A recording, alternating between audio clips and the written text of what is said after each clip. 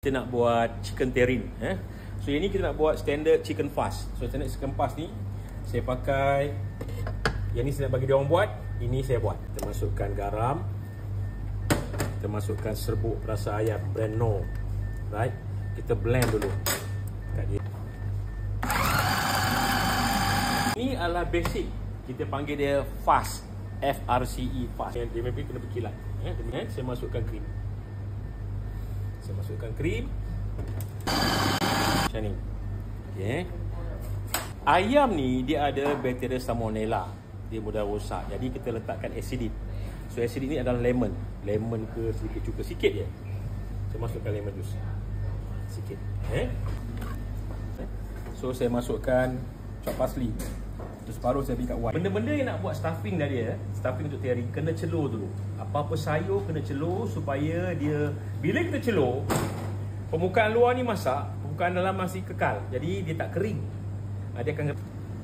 Okay, ambil tu cuba lagi.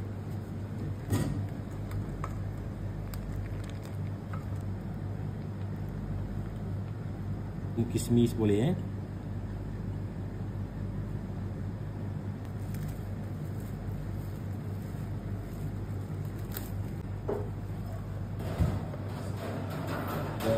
Kalau boleh nanti pakai pot yang besar sikit lah. So kita dah push yang dalam air. Stop the process.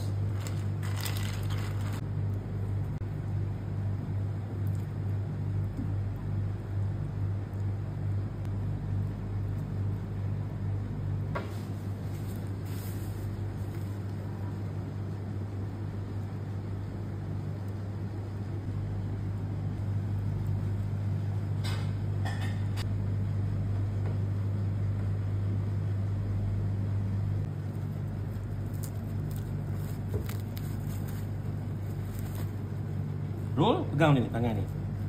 Pegang, roll. Kat sini dulu.